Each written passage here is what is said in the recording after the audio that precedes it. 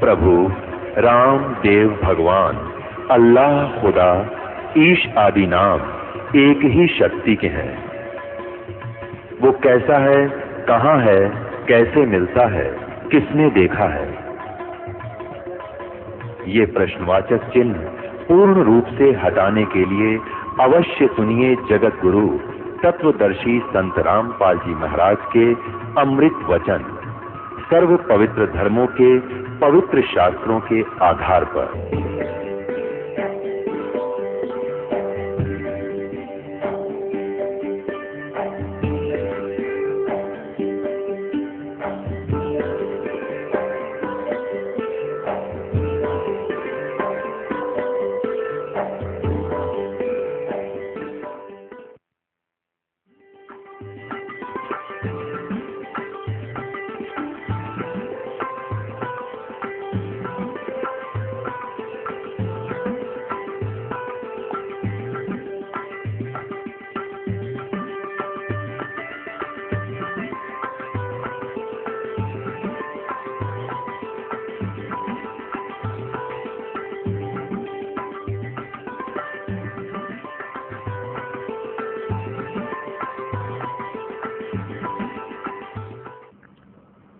सतगुरुदेव की जय।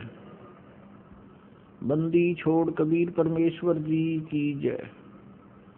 बंदी छोड़ गरीबदास जी महाराज जी की जय। स्वामी रामदेवानंद जी गुरु महाराज जी की जय।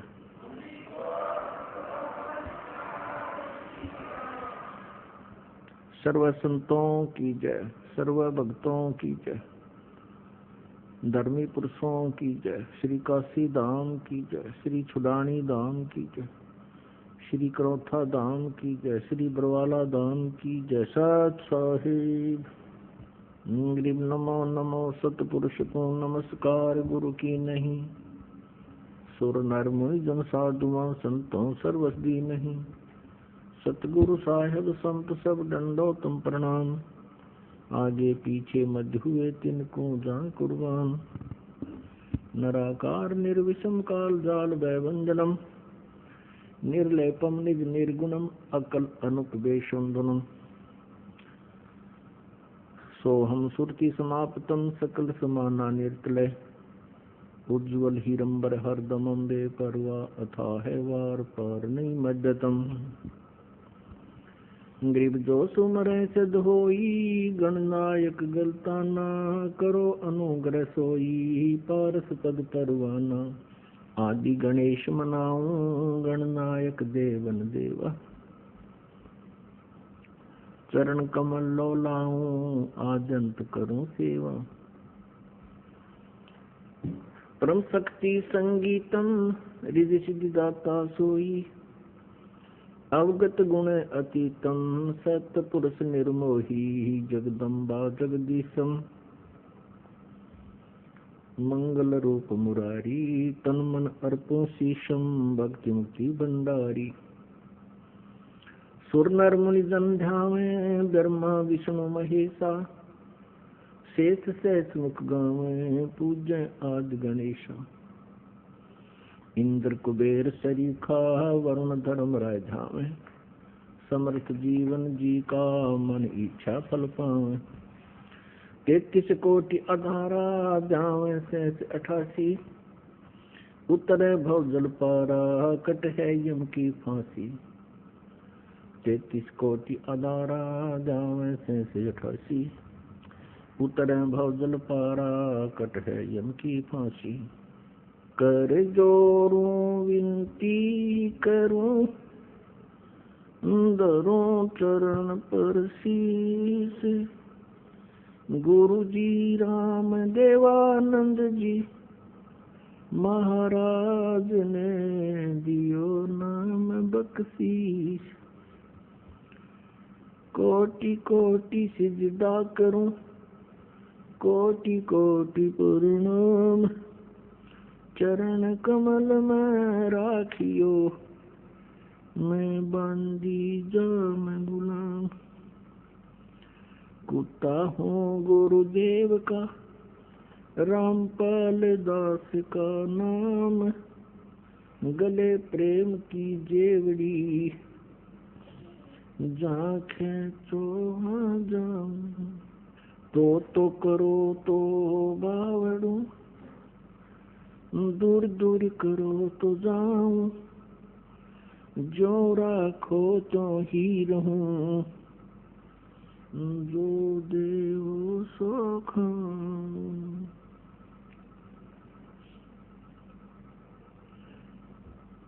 जय इब के सतगुरु मिले, सब दुख आँखों रोए, चरणों ऊपर शीस धरूं, कहूँ जो करी हो, कबीर साईं मिलेंगे, पूछेंगे कुशलात, आदि अंत की सब कहूँ, अपने दिल की बात।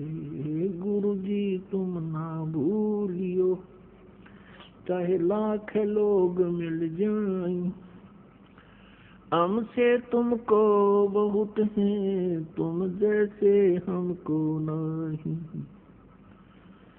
तुमरे विसारे क्या बने, मैं किसकी शरण में जाऊं। शिव बिरंच मुनि नारदा, तिनके हृदय ना समाऊं। आवे गुण किए तो बहुत किए, अवगुण किए तो बहुत किए, करत न मनी हरि, बावे बंदा बख्श दियो, बावे गर्दन उतारो। अवगुण मेरे बाप जी, बख्शो गरीब नवाज, जो मैं पूत कपूत हूँ, बोहर पिता को लाज। मैं अपराधी जन्म का, नख से भरे विकार, तुम दाता दुख भंजना, मेरी करो सबर। सूरत करो मम साइया, हम हैं भव जल माही, आप ही बैजांग, जो तुम न पकड़ोगे बाँह। हे बंदी छोड़ दयाल जी, तुम तक हमारी दौड़े, जैसे कागज जहाज का, सूझत और न ठोरे।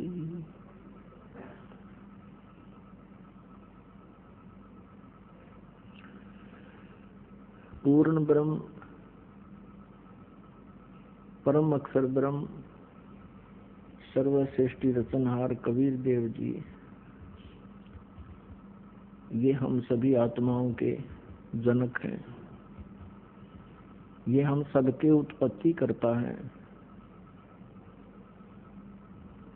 उसी परमेश्वर की असीम कृपा से आप जी यहाँ सत्संग के अंदर उपस्थित हुए हो।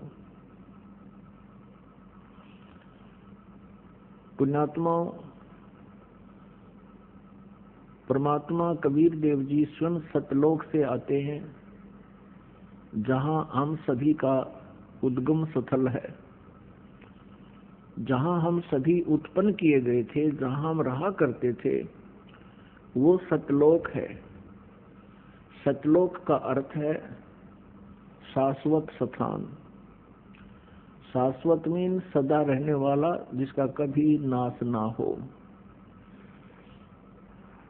हम वहाँ रहा करते थे सतलोक में, हमारा जन्म और मृत्यु नहीं होता था, वृद्ध अवस्था नहीं थी।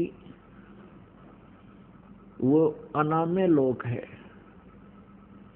अनाम्य का अर्थ होता जिसमें कोई रोग ना हो। एक अनामी लोक है, वो अलग है। अनाम्य का अर्थ होता जिसमें कोई रोग ना हो। हम उस लोक में रहा करते थे और हम अपनी गलती के कारण, अपनी नासमझी के कारण हमने वहां एक भयंकर भूल करी, जिस कारण से हम सभी यहाँ काल के जाल में फंस गए। ये काल का लोक है जो श्रीमद् भगवद गीता अध्याय नंबर 11 के श्लोक 32 में खुद कहता है कि मैं काल हूं अर्जुन, अब सभी को खाने के लिए आया हूं, सबका नाश करूंगा। अर्जुन श्री कृष्ण को बहुत अच्छी तरह जानता था। श्री कृष्ण अर्जुन के साले थे, क्योंकि श्री कृष्ण की बहन सुभद्रा अर्जुन से ब्याही थी। और उसके पश्चात भी उस समय जब वो काल प्रकट हुआ, काल आया, प्रवृत्त हुआ, श्री कृष्ण जी के शरीर में प्रवेश होकर के और फिर शरीर से बाहर निकल के उसने अपना विराट रूप दिखाया, श्री कृष्ण का शरीर ओझल कर दिया।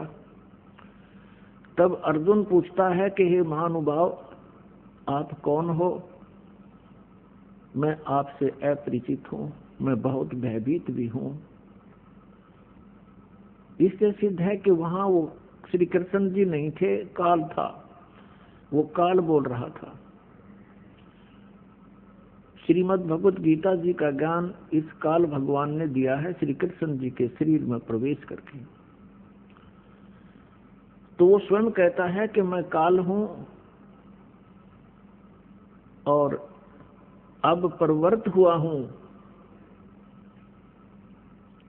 यदि श्री कृष्ण गीता जी का ज्ञान दे रहे होते तो ये शब्द प्रयोग नहीं करते और न ही अर्जुन को ये पूछने की आवश्यकता पड़ती आप कौन है।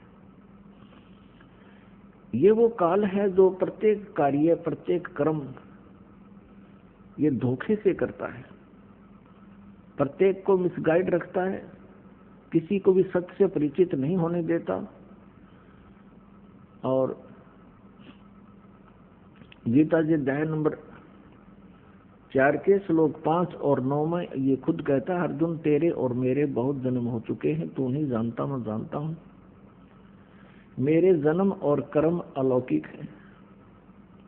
इसके कर्म अलौकिक ऐसे हैं कि ये किसी को सच्चाई से परिचित नहीं होने देता, अपने वास्तविक रूप को कभी किसी के सामने प्रत्यक्ष नहीं करता। ये काल है जिसके लोक में हम फंस गए हैं। और ये स्वयं अर्जुन कह रहा है, क्योंकि वो श्री कृष्ण मान रहा था उनको, कह रहा कि हे भगवान, आप तो देवताओं को भी खा रहे हो। 11वें अध्याय के 21वें श्लोक में आप ऋषियों को भी खा रहे हो और वो आपसे ही मंगल कामना कर रहे हैं, प्रार्थना कर रहे हैं अपनी सुरक्षा की, आप उन्हें भी खा रहे हो।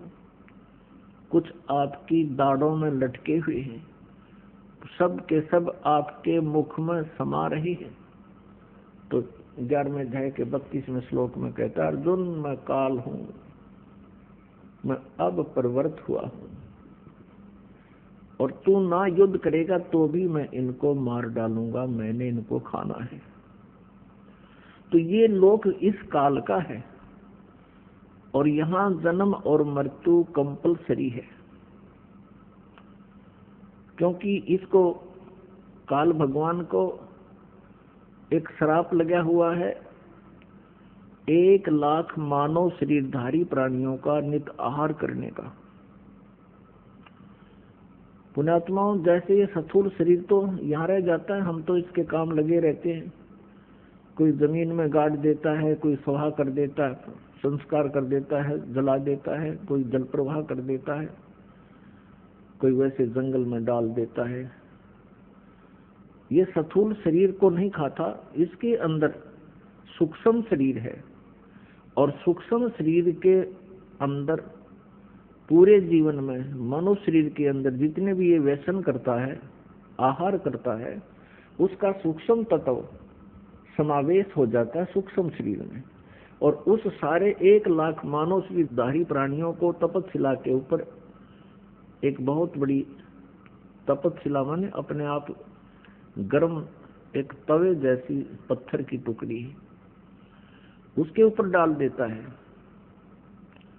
वो स्वतः गर्म रहती है, बहुत बहुत गर्म होती है, और सभी प्राणियों को उसके ऊपर डाल देता है। फिर वो वहां प्राणी ऐसे तड़प तड़प कर जैसे खील बुनिया करें, ऐसे चटक पटक करते हैं, और वो मरते नहीं, सूक्ष्म शरीर में पीड़ा बहुत होती है। सब तौबा बोल जाते हैं, उनसे निकले हुए गंध को वो काल खाता है। अपने आत्माओं, जिसका उद्देश्य ही यहाँ खाना है, मारना है, और इसीलिए जन्म और मृत्यु यहाँ कंपलसरी है, तो ऐसे लोक में हम रह रहे हैं। अब ये गीता ज्ञानदाता ज्योत स्वरूपी निरंजन भी कहलाता है, 21 ब्रह्मांड का स्वामी है, 21 ब्रह्मांड का मालिक है, प्रभु है, राम है। इसको ब्रह्म भी कहते हैं, ब्रह्म,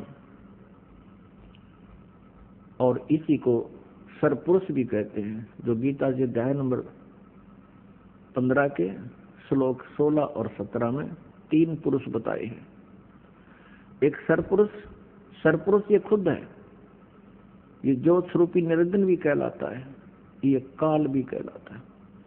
और एक अक्षर पुरुष, अक्षर पुरुष 7 शंख ब्रह्मांड का स्वामी है, 7 शंख ब्रह्मांड का स्वामी, 7 शंख, नील पद्म शंख, वो अक्षर पुरुष कहलाता है। अक्षर का अर्थ होता है जिसका नाश ना हो, अविनाशी। लेकिन वास्तव में ये अक्षर पुरुष, जिसे परब्रह्म भी कहते हैं, ये भी अविनाशी नहीं है, इसकी भी आयु सीमा है। इसीलिए गीता जी अध्याय नंबर 15 के श्लोक 17 में कहा है कि उत्तम पुरुष तु अन्य परमात्मा इति उदाहरते, यह लोक तरम आविश्य विवर्ती अवैश्वर है।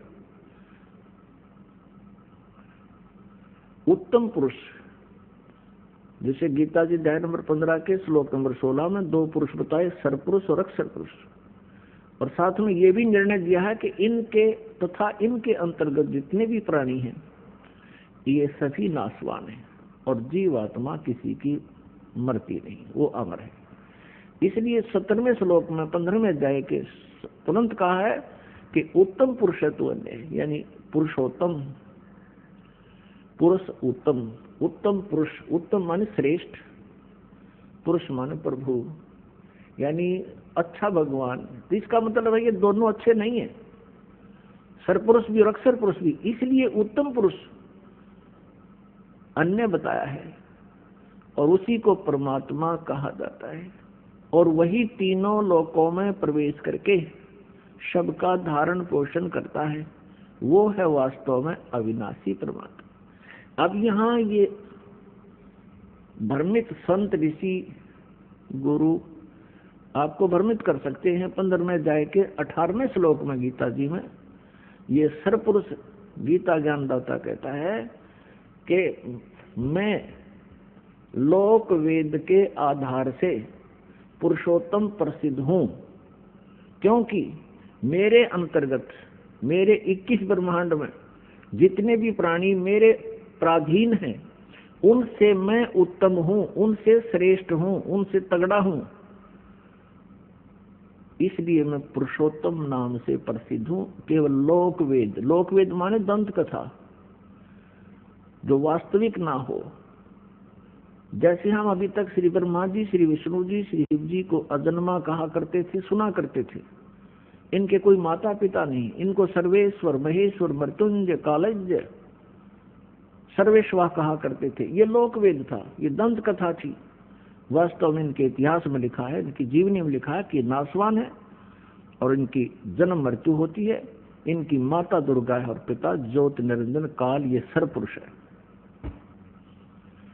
ये स्वयं भी स्वीकार करता है गीता जी अध्याय नंबर 10 के श्लोक नंबर 2 में कि मेरी उत्पत्ति को न तो देवता जानते हैं, न ये सिद्ध पुरुष और न ये ऋषि जानते हैं, क्योंकि ये सभी मेरे से उत्पन्न हुए हैं। तो पुण्यात्माओं, वो पुरुषोत्तम कोई और है। और वो पुरुषोत्तम रहता कहाँ है? वो शाश्वत स्थान में रहता है, सनातन परम धाम में रहता है, और वहां से चलकर आता है। हम सभी आत्माएं उस परम अक्षर ब्रह्म सत्य पुरुष कबीर देव जी की हैं। वो हम सबका पिता है, चींटी से लेकर हाथी, रंग से लेकर राजा तक का। लेकिन यहाँ काल ने हमें अपने स्वरूप से ही अपरिचित करा दिया, हमारे वास्तविक ठिकाने से हमें गुमराह कर दिया। यहाँ जन्म मरण का विधान हमें फाइनल बता दिया, अपने आप को इसने निराकार सिद्ध करवा दिया। क्योंकि ऋषि महर्षियों ने परमात्मा पाने की चेष्टाएं की, क्योंकि आत्मा परमात्मा से बिछुड़ने के उपरांत उसी दिन से इसकी खोज में लग गई, क्योंकि आत्मा को परमात्मा के अभाव का बहुत गहरा धक्का लगा। पुण्यात्माओं, जब तक आपके घर पर बिजली आई हुई है, बल्ब भी चल रहे हैं, कूलर भी चल रहे हैं, पंखा भी चल रहा है, और भी आवश्यक कार्य आप जो कर रहे हैं वो भी हो रहा है, और जिस समय वो बिजली चली जाती है फिर आपको उसकी आवश्यकता महसूस होती है, उसका अभाव आपको खटकता है, और सारा दिन कट लग जाए तो पसीने छूट जाते। तो ऐसे ही आत्मा को, हम सभी को वहां बहुत सुख था, किसी चीज का कोई अभाव नहीं था।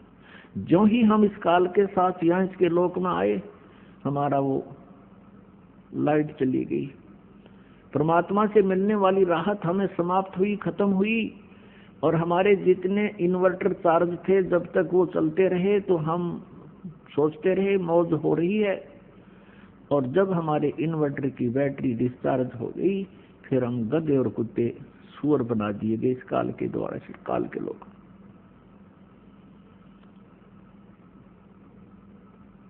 तो पुण्यात्माओं, उस परमेश्वर की तलाश हमने उसी समय से शुरू हो गई, क्योंकि सबसे पहले हम सभी को इस काल ने अपने कृत्रिम स्वर्ग लोक में रखा, कृत्रिम, बनावटी, नकली, और वहां हमारी ही पूंजी को हमें ही देता रहा। एक रेस्टोरेंट बना लिया इसने।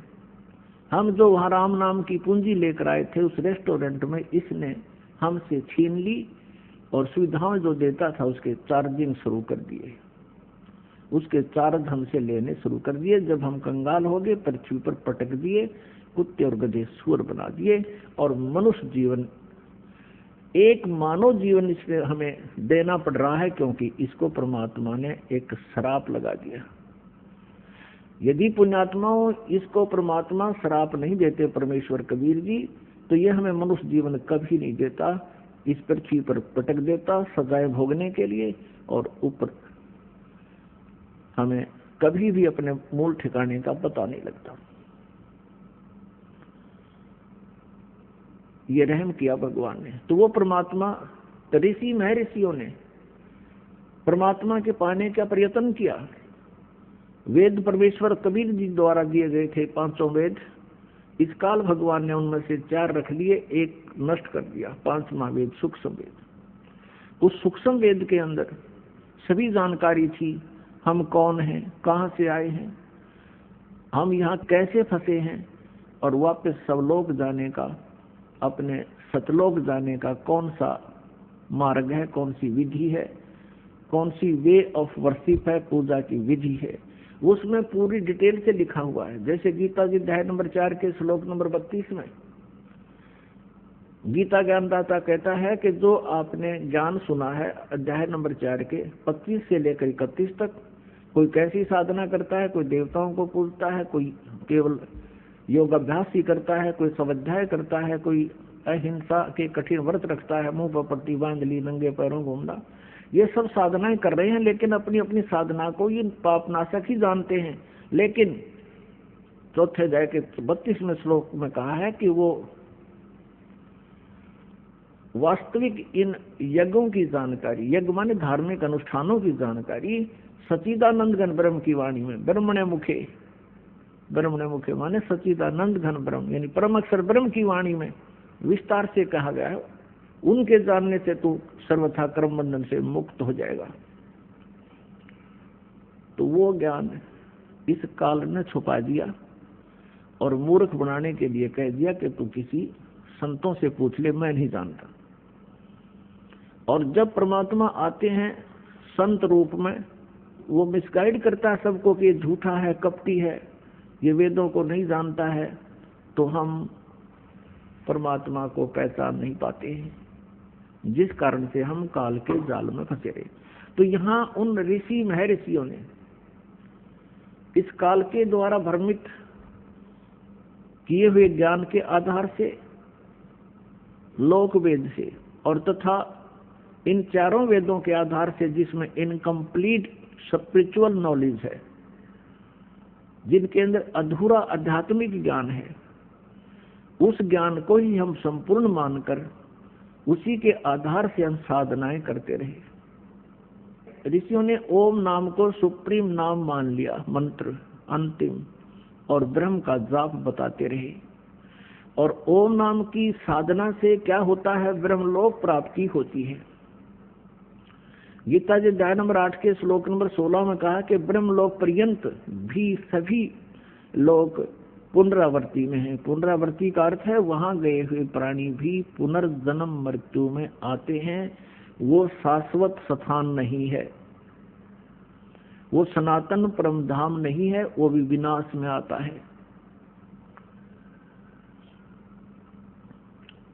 ऋषि महर्षियों ने ओम नाम का जाप जपना शुरू किया, क्योंकि यजुर्वेद अध्याय नंबर 40 के मंत्र नंबर 15 में स्पष्ट किया है कि वायु अनिलम अमृतम अथिदम बस्वांतम शरीरम ओम कर्तु समर किलवे समर कर्तुम समर।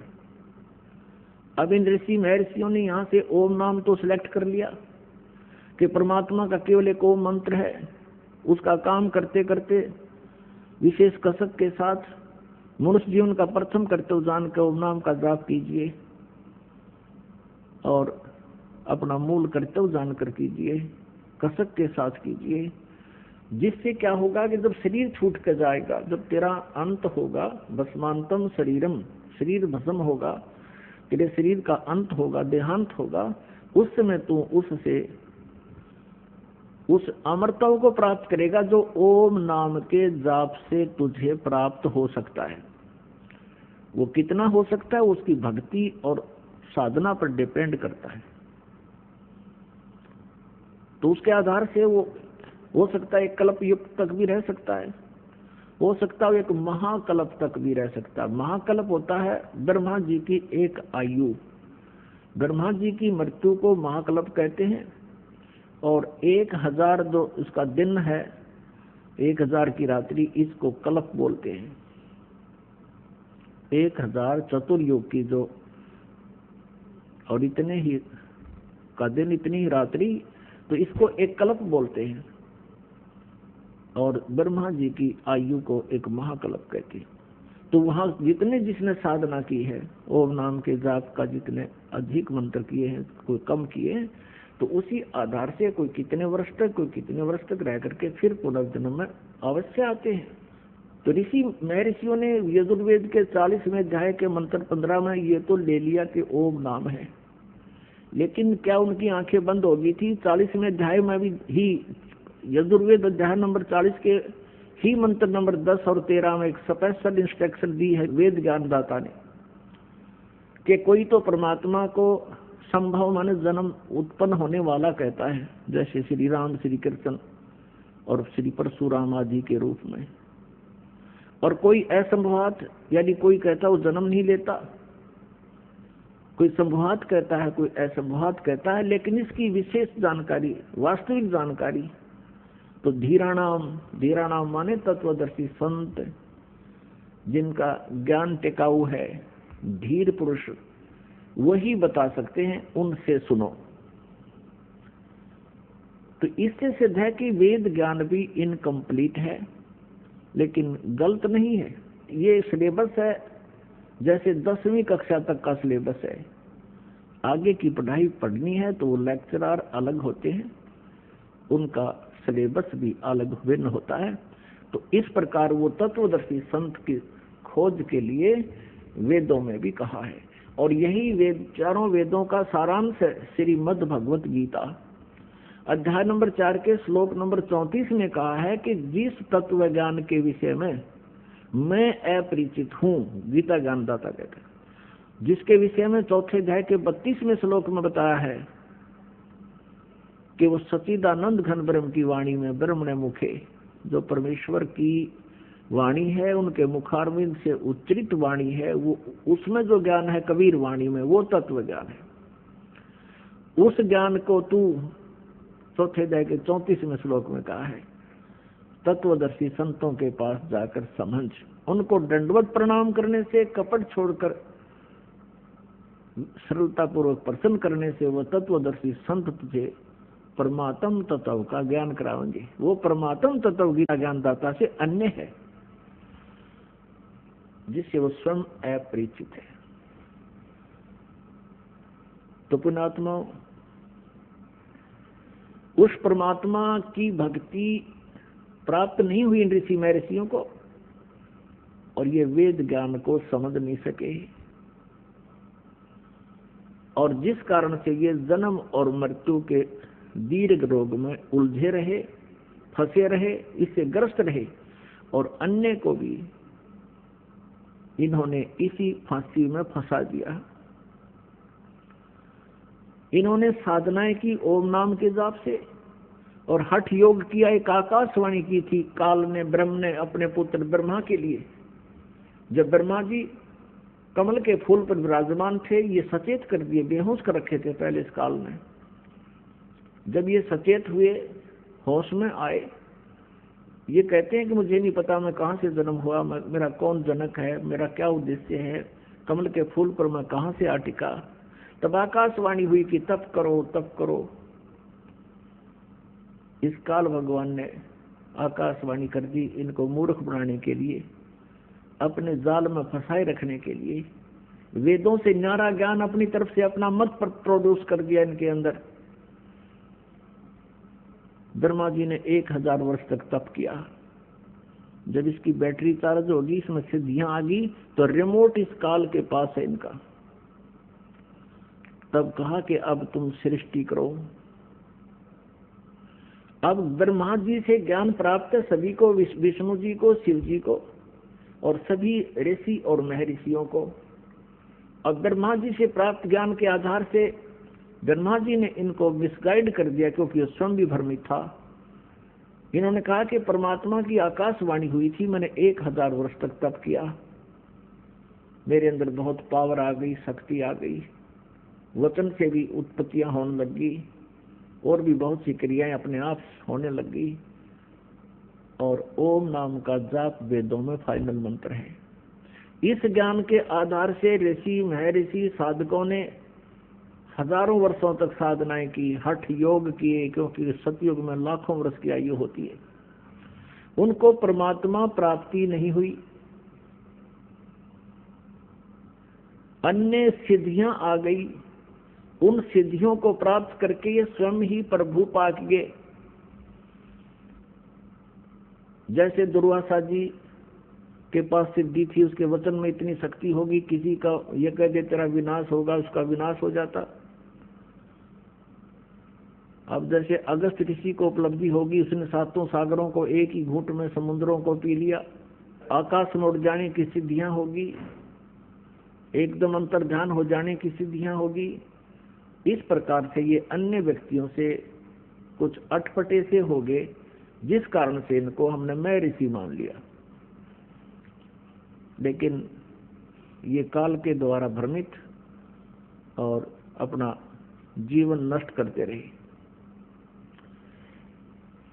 अब गीता के अध्याय नंबर 11 के श्लोक नंबर 47 और 48 में गीता ज्ञानदाता कहता है, अर्जुन ये मेरा वास्तविक रूप है, मैं काल हूं। 11वें अध्याय के 32वें श्लोक में स्पष्ट किया है। और मेरी प्राप्ति, मेरे इस स्वरूप के दर्शन ना तो पहले कोई कर सका तेरे अतिरिक्त, और ना आगे कोई कर सकता। अब मैंने अपनी कृपा से तुझे ये सब कुछ अपना शरीर, अपना रूप दिखाया है। और मेरी प्राप्ति यानी मेरे इस रूप के दर्शन, ब्रह्म की प्राप्ति ना वेदों में वर्णित विधि से, ना किसी जप से, ना तप से, ना किसी क्रियाओं से कभी नहीं हो सकती। तो इसने तो किल्ली काट दी, स्पष्ट कर दिया कि मेरी प्राप्ति यानी ब्रह्म प्राप्ति नहीं है। अब ऋषि महर्षियों ने वही जाप किए जो काल ने इनको दे रखे थे, उससे इन ब्रह्म प्राप्ति हुई नहीं। इन्होंने अपने अनुभव की पुस्तकें उपनिषद बना डाले। परमात्मा निराकार है, और किसी ने परमात्मा को साकार भी बताने की चेष्टा की तो क्या बताया कि जो भी आपको दृष्टि गोचर है, ये पृथ्वी, पहाड़, सूर्य, चांद, सितारे, ग्रह, ये परमात्मा का साकार रूप बता दिया।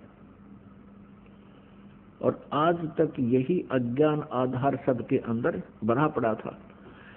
अब पुण्यात्माओं, गीता ज्ञान दाता और वेद ज्ञान दाता ये ब्रह्म है। ये स्वयं कहता है कि उस परमात्म तत्व की जानकारी तो तत्वदर्शी संत बताएंगे, वो इन्हें मिला नहीं, वो इनको मिले नहीं, और मिले तो इन्होंने माना नहीं।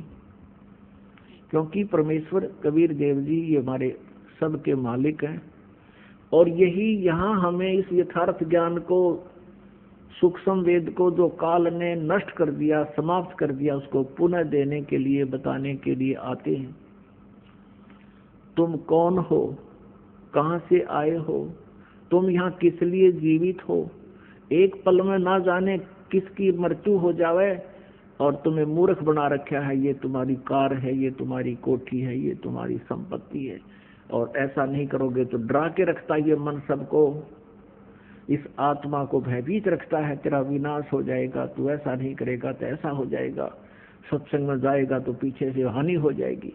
और वो हानि तो एक दिन होनी है, जब भगवान से दूर रहे तो मृत्यु हो जाएगी। फिर वो जिस लाभ के लिए सारा जीवन खो दिया वो परमानेंट खत्म हुआ।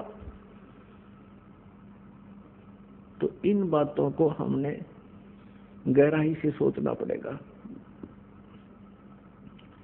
सत्संग में आने से आपको ज्ञान होता है, सत्संग में आने से आपको ज्ञान होता है, और वो परमात्मा द्वारा दिया हुआ, परमेश्वर द्वारा दिया हुआ ज्ञान उन्हीं की अमृतवाणी में आपको सुनाया जाता है, जो सच्चिदानंद घन ब्रह्म की वाणी है, जो पांचवा वेद है। उसके आधार से परमात्मा हमें बताते हैं कि तुम जो साधनाएं करते हो, जिस लोक में रह रहे हो, ये काल का लोक है, और यहाँ कोई भी प्राणी सुखी नहीं है। परमात्मा स्वयं आए, कबीर देव जी चारों युगों में आते हैं। सतयुग में सत्सुकृत नाम से प्रसिद्ध होते हैं, और पूरे युग में सत्सुकृत नाम के महापुरुष के नाम से जाने जाते हैं, ऋषि के नाम से। त्रेता युग में मुनिंदर नाम से उनकी प्रसिद्धि होती है, और द्वापर युग में करुणा में नाम से, और कलयुग के अंदर उन कबीर नाम से, उनके वास्तविक नाम से ही वो प्रकट होते हैं। यही नाम रखवाते हैं जो उनका वास्तविक नाम है, कबीर देव, कबीर साहब। अपनात्मा परमात्मा वैसे भी अन्य कई रूपों में प्रकट होते रहते हैं, लेकिन कबीर देव जो उनका नाम है, ये इस युग में प्रसिद्ध रहेगा। इसके इक्विवेलेंट और कोई प्रसिद्धि परमात्मा की नहीं होगी। परमात्मा के ज्ञान के प्रचार बहुत कुछ होंगे, उससे हमें लाभ भी बहुत मिलेगा, लेकिन परमात्मा का नाम कबीर देव ही चलेगा कलयुग में। तो चारों युगों में आकर के परमेश्वर ने ज्ञान तो हमें दिया, लेकिन इस काल ने हमें स्वीकार नहीं करने दिया। अब वो परमेश्वर अपने सतलोक शाश्वत स्थान से चलकर आते हैं, सनातन परम धाम से चलकर आते हैं। उस सनातन परम धाम में, सतलोक में कोई कष्ट प्राणी को नहीं होता। वहाँ जरा और मरण नहीं है, जरा मीन बुढ़ापा, मरण मीन मृत्यु। वहाँ जरा मरण नहीं है, वहाँ कष्ट कोई नहीं किसी के शरीर में, किसी प्रकार की कोई टेंशन नहीं है। उस लोक में हमें जाने से लाभ होगा, सर्व सुख होंगे, उसका भेद काल ने छुपा दिया और ऑप्शन छोड़ दिया कि उसको तो तत्वदर्शी संत बता सकते हैं, उनसे पूछ लो, मुझे नहीं मालूम।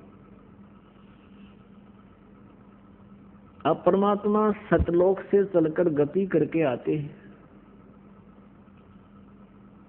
और अपनी प्यारी आत्माओं को अपने विषय में पुनः जानकारी देते हैं। हमने प्रभु की परिभाषा पढ़ रखी है कि वो निराकार है। परमात्मा आते थे, स्वयं कहते थे मैं परमेश्वर हूँ, सारी सृष्टि का रचनहार हूँ, मेरा नाम कबीर है। कबीर देव जो वेदों में तुम कबीर देव पढ़ते हो वो मैं ही हूँ, और कुरान शरीफ में जो तुम अल्लाहु अकबर कबीरा कबीरा पढ़ते हो वो भी मैं ही हूँ, मेरी ही महिमा का गुणगान है। लेकिन सभी धर्मों के धार्मिक व्यक्ति भ्रमित हैं, सभी परमात्मा को निराकार मान रहे हैं और प्रत्येक ने शास्त्र विद साधना करके कंप्लीट साधना ना मिलने से, पूर्ण साधना ना मिलने से, भक्ति ना मिलने से बहुत कुछ ट्राई की, प्रयत्न किए, परमात्मा ना मिलने से ये बात अपना अनुभव पूरे समाज में प्रोड्यूस कर दिया, पूरे समाज में भर दिया कि परमात्मा निराकार है। तो परमेश्वर सतलोक से चलकर आते हैं, सनातन परमधाम से चलकर आते हैं, जहाँ जाने के बाद प्राणी को फिर कष्ट नहीं होता। इसी का समर्थन गीता ज्ञानदाता 18वें अध्याय के 62वें श्लोक में कहता, अर्जुन तो सर्वभाव से उस परमेश्वर की शरण में जा, उसकी कृपा से तू परम शांति को और सनातन परम धाम को प्राप्त होगा। परम शांति को और सनातन परम धाम को प्राप्त होगा। अपने विषय में कहता अर्जुन 7वें अध्याय के 5 और 7 में, 7वें अध्याय के गीता जी के 7वें अध्याय के 5 और 7 श्लोक में अपने विषय में कहता अर्जुन मेरी भक्ति कर तो मुझे ही प्राप्त होगा, लेकिन युद्ध तो करना ही पड़ेगा। युद्ध भी कर, मेरा स्मरण भी कर। गीता जी अध्याय नंबर 8 के श्लोक नंबर 1 में अर्जुन ने पूछा कि हे भगवान, आपने गीता अध्याय नंबर 7 के श्लोक 29 में कहा है कि उस तत्परम से परिचित और पूरे अध्यात्म ज्ञान से परिचित, सभी कर्मों से परिचित प्राणी केवल जरा और मरण से छूटने का ही प्रयत्न करता है, इस संसार की किसी भी वस्तु की इच्छा नहीं रखता। अब अर्जुन पूछता है 8वें अध्याय के प्रथम श्लोक में, किम तत्ब्रह्म, वो तत्ब्रह्म क्या है। 8वें अध्याय के 3रे श्लोक में गीता ज्ञानदाता कहता वो परम अक्षर ब्रह्म है। गीता के अध्याय नंबर 15 के श्लोक नंबर 1 से 4 और 16-17 में ये बहुत विस्तार से जानकारी दी गई है। तत्वदर्शी संत की पहचान भी बताई गई है कि उल्टे लटके हुए संसार रूपी वृक्ष के सभी विभाग जो बता देगा।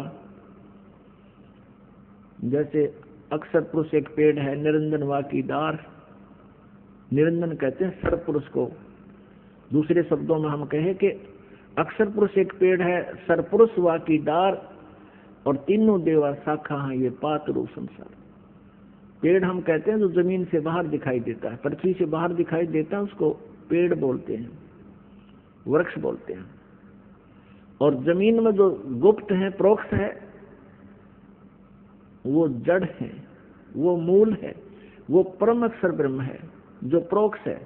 यजुर्वेद अध्याय नंबर 40 के श्लोक नंबर 17 में ये गीता ज्ञानदाता अपनी भी जानकारी देता है कि मैं तो ऊपर खम ब्रह्म, अहम खम ब्रह्म ओम, मेरा ओम नाम है।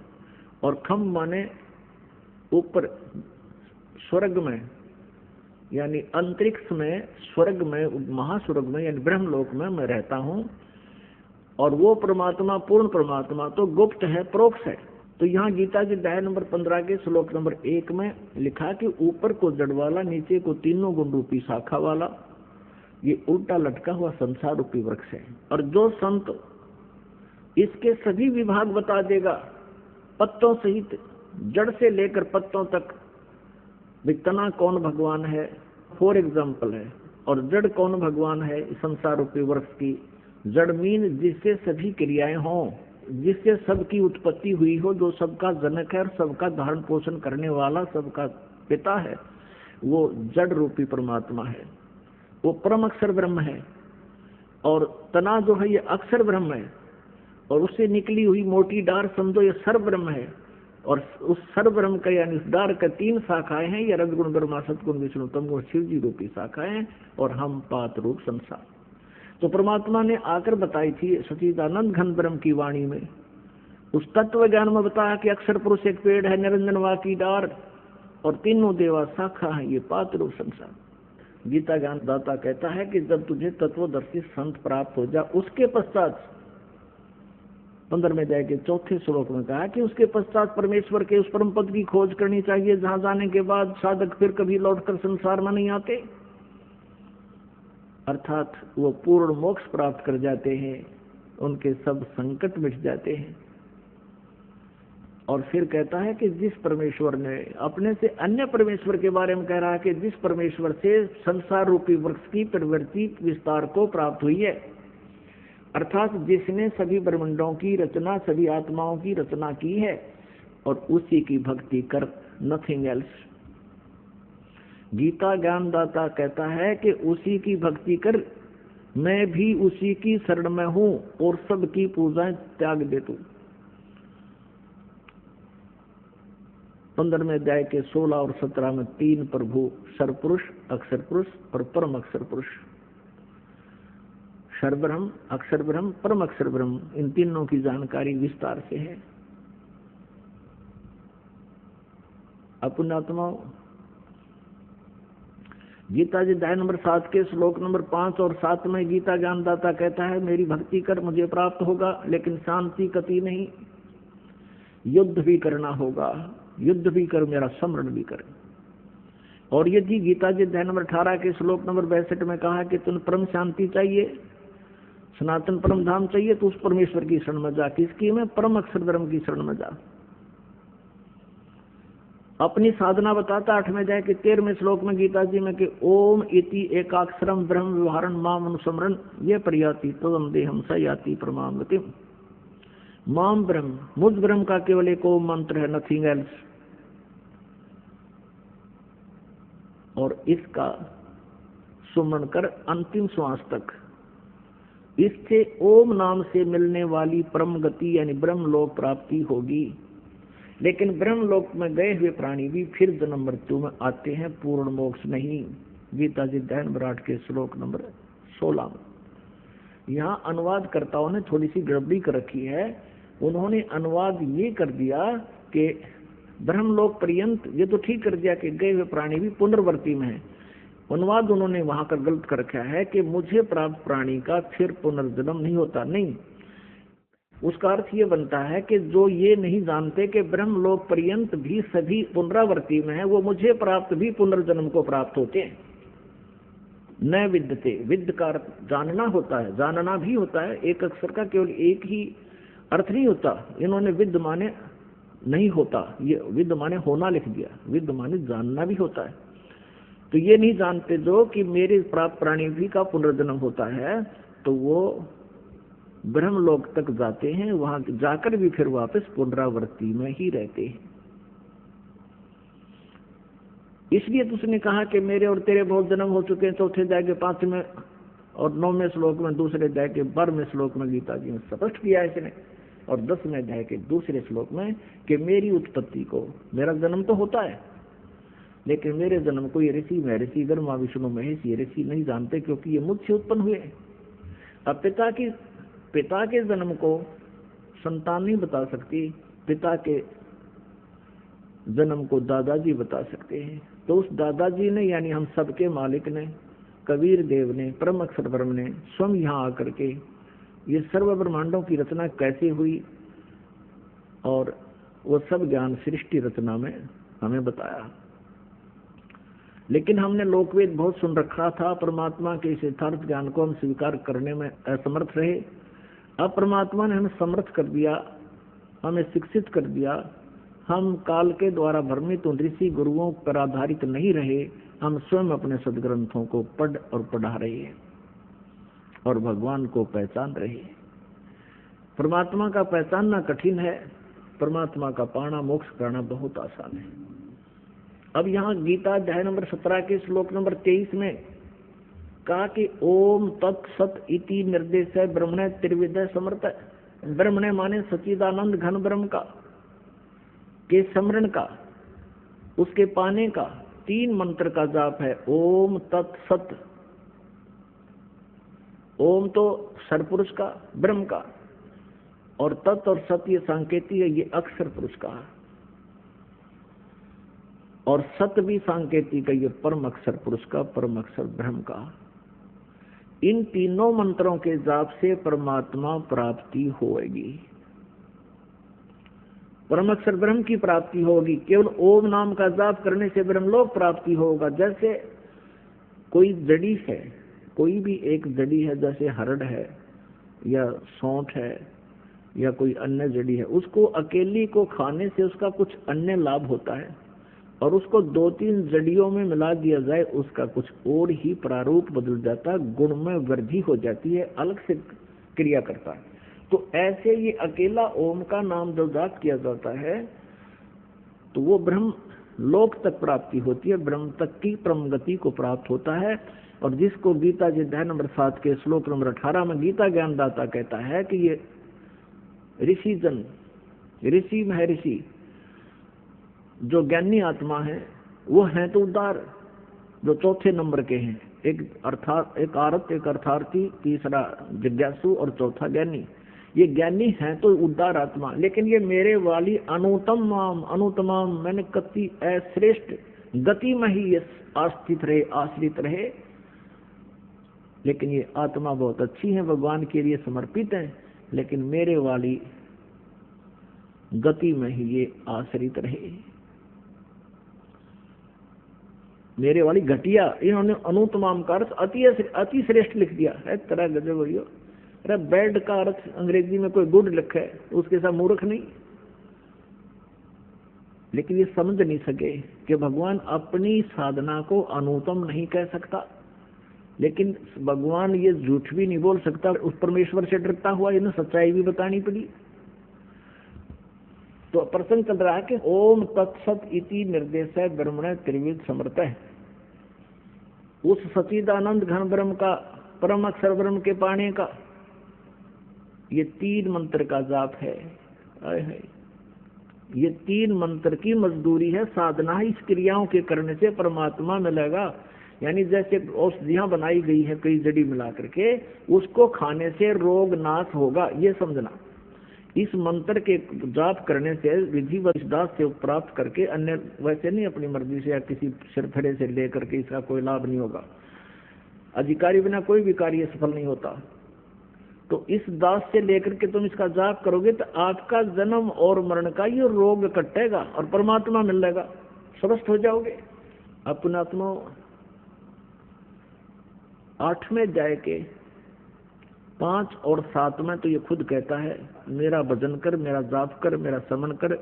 8वें अध्याय के 13वें श्लोक में अपना मंत्र ओम बता रखे, मुझ ब्रह्म का ओम मंत्र है, एक अक्षर का। और फिर 17वें अध्याय के 23वें श्लोक में उस सच्चिदानंद घन ब्रह्म के पाने का मार्ग है। ये तत् और सत्य ये गुप्त है, इससे ये काल परिचित नहीं है इन 2 मंत्रों से। इसलिए इसने ऑप्शन छोड़ दिया है चौथे अध्याय के 34वें श्लोक में कि उस तत्व ज्ञान को, परमात्म तत्व को, परमात्मा के बारे में विशेष जानकारी को तत्वदर्शी संतों से जाकर समझो, वो बताएंगे। तो ये कोड वर्ड है, ये दास बता सकता है। इस पृथ्वी पर किसी के पास ये मंत्र नहीं है, और किसी सिरफरे ने इस दास से प्राप्त करके और फिर वो कहीं बता भी देता है तो उससे कोई लाभ नहीं होगा, उसका भी नाम नष्ट हो जाता है, क्योंकि ये आध्यात्मिक मार्ग है। और काल ये चाहता है कि कोई 1-2 ऐसा सिरफरा तैयार कर दूं जो औरों का विनाश कर दे, लेकिन अब आप समझदार हो, शिक्षित हो, अब इस भूल को नहीं करना। अनधिकारी से ये प्राप्त करके मंत्र अपना जीवन नष्ट ना करना। अब यहाँ क्या बताया है कि उस परम अक्षर ब्रह्म के पाने का ये 3 मंत्र का जाप है। 8वें अध्याय के 8, 9, 10 श्लोक में गीता ज्ञानदाता कहता है, जिस परम अक्षर ब्रह्म के बारे में 8वें अध्याय के 3 श्लोक में कहा है, यदि उसकी साधना करनी है, उसकी साधना करने वाला उसी को प्राप्त होता है। 8वें अध्याय के 5 और 7 में कहता है, मेरी साधना करेगा तो मुझे प्राप्त होगा, तुझे शांति कति नहीं, युद्ध करना होगा, युद्ध भी कर। 18वें अध्याय के 62वें श्लोक में कहा कि तूने परम शांति चाहिए तो परमेश्वर की शरण में जा, उसकी ही कृपा से तू सनातन परम धाम को प्राप्त होगा, परम शांति को प्राप्त होगा। और 8वें अध्याय के 8, 9, 10 में यही प्रमाण कर रहा है कि उसकी भक्ति करने वाला अंत समय तक, यानी साधना एक जैसी ही है। कोई यूं सोचे कि अभी मैं समाधिस्थ हो जाऊं, परमात्मा के ऊपर देखकर वापस आ जाऊं, तो उससे वापस देख भी आए और वापस भी आएंगे। साधना पूरी ना हुई तो फिर अड़े धक्के खाओगे। अब बच्चा स्टूडेंट पढ़ रहा है, विद्यार्थी पढ़ रहा है विद्यालय में, और वो ये पूछता है कि मैं आईएएस कर रहा हूँ, आईएएस करके क्या लगूंगा, डिप्टी कमिश्नर लगूंगा, एक बार देख कर आता हूँ कैसा होता है, डिप्टी कमिश्नर कैसा ऑफिस होता है। वहां देख भी आया और वापस आ गया, पढ़ाई छोड़ दी, फिर बन गया डीसी, उड़े धक्के फिर खाओगा। तो ये अंतिम सांस तक साधना करते रहना होगा, अपने यहाँ से सफल होकर जाना है, तब वहां मिलेगी ये पोस्ट आपको, अमर पद। कहाँ? सतलोक में, सचखंड में। अब क्या बताते हैं, उस परमेश्वर की साधना ना करके आप अन्य साधनाएं करते हो, भक्ति करते हो, उनसे तुम्हें लाभ नहीं होता।